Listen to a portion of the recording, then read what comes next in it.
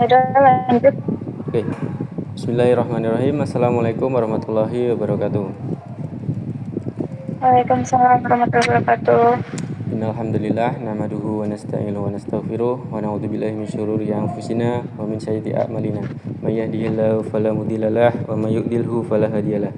Asyhadu an la ilaha illallah wa asyhadu anna Muhammadan abduhu wa rasuluh.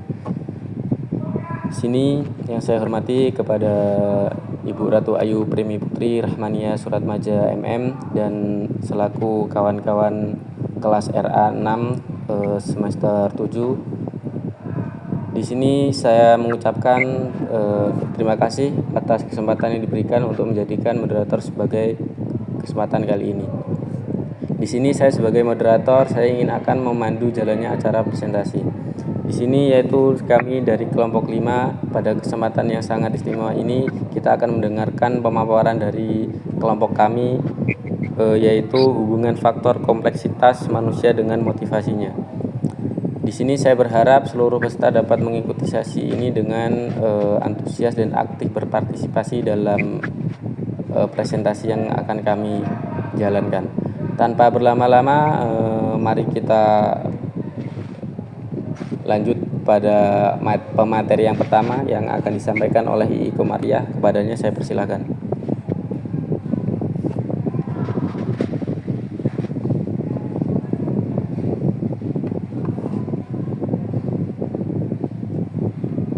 Kepada Mbak Ii.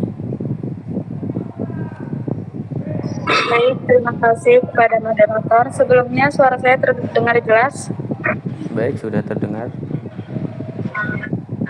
Pengertian motivasi, manajemen sumber daya manusia pada dasarnya berisikan langkah-langkah perencanaan, penarikan, seleksi, pengembangan, pemeliharaan, dan penggunaan sumber daya manusia untuk mencapai tujuan tertentu, baik tujuan individual maupun organisasi. Keberhasilan pengelolaan perusahaan bisnis sangat ditentukan oleh efektivitas kegiatan pendayagunaan sumber daya manusia.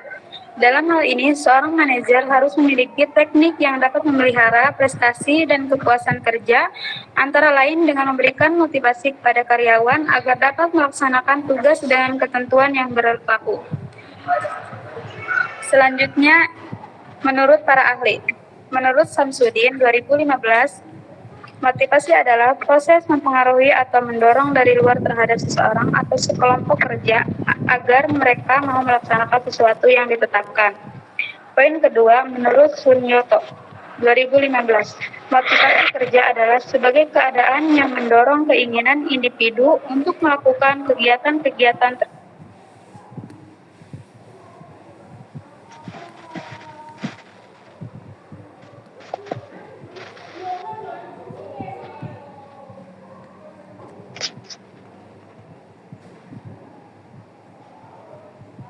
di atas, maka dapat disimpulkan bahwa motivasi adalah suatu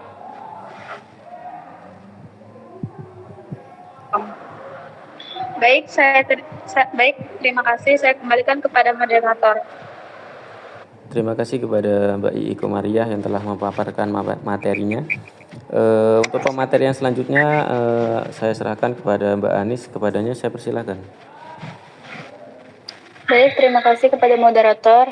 Yaitu selanjutnya faktor-faktor yang mempengaruhi motivasi. Menurut teori Sutrisno 2014-117, yang pertama itu ada faktor internal dan ada faktor eksternal. Menurut More 2020, pembelajaran daring adalah proses interaksi belajar yang dilakukan melalui internet dengan keunggulan fleksibilitas waktu dan tempat. Faktor internal. Yang pertama, keinginan untuk dapat hidup merupakan kebutuhan setiap manusia yang hidup di muka bumi ini. Yang kedua, keinginan untuk dapat memiliki benda dapat mendorong seseorang untuk mau melakukan pekerjaan. Yang ketiga, keinginan untuk memperoleh penghargaan.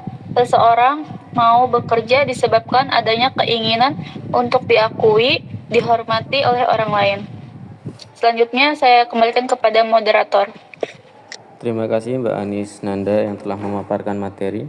Kepada pemateri yang selanjutnya, kepada Mbak Sakina saya persilahkan.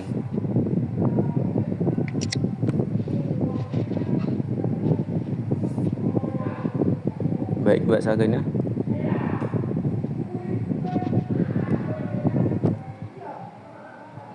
Iya, baik. Terima kasih kepada moderator. Oke, yang selanjutnya teman-teman di sini ada lanjutan dari faktor internal. Yang ketiga itu ada keinginan untuk memperoleh pengakuan, di mana kita sebagai manusia kalau misalkan mengerjakan sesuatu atau mengerjakan suatu pekerjaan di sebuah perusahaan itu pasti kita ingin diakui kan oleh perusahaan tersebut. Nah, yang selanjutnya itu keinginan untuk berkuasa. Keinginan untuk berkuasa ini akan mendorong seseorang untuk bekerja lebih giat lagi. Nah, selain faktor internal juga di sini ada faktor eksternal. Faktor eksternal ini meliputi yang pertama itu kondisi lingkungan kerja, kompensasi yang memadai, supervisi yang baik, adanya jaminan, status dan tanggung jawab, serta peraturan yang fleksibel. Nah, di sini juga ada jenis-jenis motivasi. Yang pertama itu insentif berupa uang atau yang sering kita sebut dengan gajian. Nah, adapun pemberiannya itu dilakukan dengan cara sebagai berikut. Yang pertama, tunjangan-tunjangan baik berupa tunjangan kesehatan, tunjangan hari tua, tunjangan jabatan, tunjangan istri dan anak, dan lain sebagainya. Yang kedua, pemberian uang transport. Yang ketiga, pemberian penggantian premi asuransi jiwa, asuransi kecelakaan, dan lain sebagainya. Yang keempat, pemberian atau penggantian biaya berobat, termasuk istri dan pegawai yang ada di perusahaan tersebut. Dan yang kelima, insentif, bonus atau rangsangan lain yang dapat diberikan organisasi kepada pegawainya. Yang selanjutnya ada insentif tidak berupa uang atau non-material insentif. Adapun dengan caranya itu sebagai berikut. Yang pertama, promosi yang objektif. Wakil pegawai turut serta dalam pengambilan keputusan. Yang ketiga, untuk menghindari kebosanan dan ketegangan kerja bagi pegawai. Organisasi seringkali perlu menciptakan suasana santai. Nah, antara lain itu mengadakan rekreasi. Yang keempat, latihan yang sistematis. Yang kelima, penempatan yang tepat. Yang keenam, sistem penghargaan yang diberikan organisasi. Yang ketujuh, pemberian informasi tentang organisasi serta lingkungan yang menyenangkan. Oke, cukup sekian dari saya kembalikan kepada moderator. Baik, terima kasih kepada Mbak Sakina yang telah memaparkan materi. Untuk pemateri yang selanjutnya yaitu Mbak Rohmawati, kepadanya saya persilahkan. Baik, terima kasih moderator. Motivasi terbagi menjadi dua. Yang pertama yaitu motivasi motif naluri adalah motivasi yang muncul dari suatu kekurangan atau ketidakseimbangan filosofi. Yang kedua, motivasi kognitif ialah kebutuhan yang dipelajari manusia dari lingkungan dan sosial masyarakat. Next. Hakikat atau intisari dari motivasi. Faktor kebutuhan yaitu ada tujuan positif, mastery oriented, presentasi, peningkatan diri, takut, investasi. Yang selanjutnya saya kembalikan kepada moderator. Baik, terima kasih Mbak Rohmawati telah memaparkan materinya. Untuk pemateri yang terakhir yaitu Mbak Husna, kepadanya saya persilahkan. Baik, saya lanjut materi tentang kompleksitas manusia. Nah, kompleksitas manusia ini merujuk pada beragam aspek yang mana membentuk kepribadian, perilaku, dan interaksi sosial suatu individu. Nah, setiap individu memiliki latar belakang, pengalaman, nilai, dan keyakinan yang berbeda-beda. Nah, semuanya itu berkontribusi pada cara mereka berpikir dan bertindak. Nah, kompleksitas ini mencakup beberapa aspek, salah satunya aspek emosional, kognitif, dan sosial, serta aspek budaya. Nah, aspek emosional ini perasaan atau emosional yang mempengaruhi keputusan dan tindakan. Adapun aspek kognitif di mana proses berpikir, persepsi dan penilaian yang mempengaruhi cara individu dalam memahami dunia. Serta poin C-nya yaitu aspek sosial di mana interaksi dengan orang lain dan pengaruh lingkungan sosial terhadap perilaku. dan juga aspek budaya, di mana aspek budaya ini nilai dan norma yang dipegang oleh individu berdasarkan budaya yang tepat, yang budaya tempat mereka berasal. Nah, boleh diganti. Untuk selanjutnya yaitu hubungan faktor kompleksitas manusia dengan motivasi.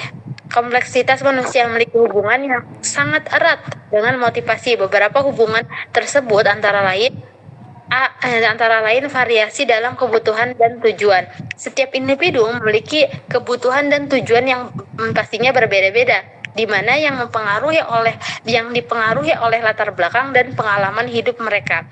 Dan poin selanjutnya yaitu pengaruh emosi. Nah, pengaruh emosi ini dialami setiap individu dapat mempengaruhi tingkat motivasi.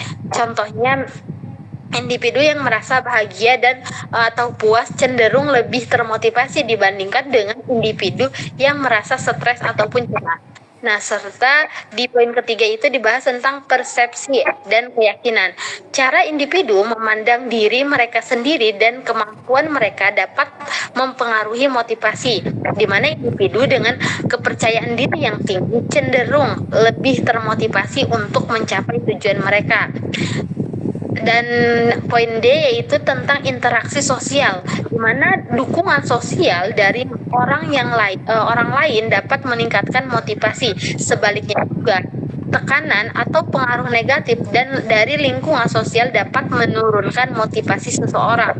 Nah, poin selanjutnya yaitu budaya dan nilai, di mana nilai-nilai yang dianut oleh individu yang sering kali dipengaruhi oleh budaya dapat mempengaruhi apa yang mereka anggap penting dan pada gilirannya mempengaruhi motivasi mereka untuk mencapai tujuan tertentu. Nah, dengan memahami kompleksitas manusia, kita dapat lebih baik dalam merancang strategi ataupun cara untuk meningkatkan motivasi yang ada di dalam diri kita, baik dalam konteks pendidikan, pekerjaan, maupun kehidupan sehari-hari. Baik, terima kasih, saya kembalikan ke moderator. Baik, terima kasih kepada Mbak Husna yang telah memaparkan materinya. Slide-nya boleh digeser. Baik, di bagian terakhir yaitu kesimpulan. Motivasi merupakan faktor kunci yang mendorong individu untuk mencapai tujuan dan berperilaku dalam berbagai konteks, baik dalam pendidikan, pekerjaan, maupun kehidupan sehari-hari. Kompleksitas manusia yang mencakup aspek emosional, kognitif, sosial, dan budaya memainkan peran penting dalam membentuk motivasi individu. Setiap individu memiliki latar belakang dan pengalaman yang berbeda, yang mempengaruhi cara mereka memandang dari diri sendiri dan dunia di sekitar mereka. Dengan memahami hubungan antara kompleksitas manusia dan motivasi, kita dapat menciptakan lingkungan yang lebih mendukung dan memotivasi individu untuk mencapai potensi terbaik mereka. Baik, demikianlah sebuah presentasi dari kelompok 5, yaitu kelompok kami. Dengan selesainya pemaparan presentasi dari kelompok kami, dengan itu maka kami kepada teman-teman yang sudah mencatat ataupun merangkum pada materi ini, kami sampaikan bisa untuk menanggapi dengan sesuai apa yang telah diinstruksikan. Dengan demikian kita telah sampai di penghujung acara pada hari ini. Saya ingin mengucapkan terima kasih kepada semua pihak yang telah berpartisipasi dalam presentasi ini. Sekali lagi terima kasih. Semoga Allah akan menyenangkan kita diri sendiri untuk pada pertemuan presentasi kali ini. Burung cantik, burung cendrawasih, tertangkap mata ada di dahan. Cukup sekian dan terima kasih. Mohon maaf atas kesalahan. Wassalamualaikum warahmatullahi wabarakatuh. Waalaikumsalam warahmatullahi wabarakatuh. Waalaikumsalam warahmatullahi wabarakatuh.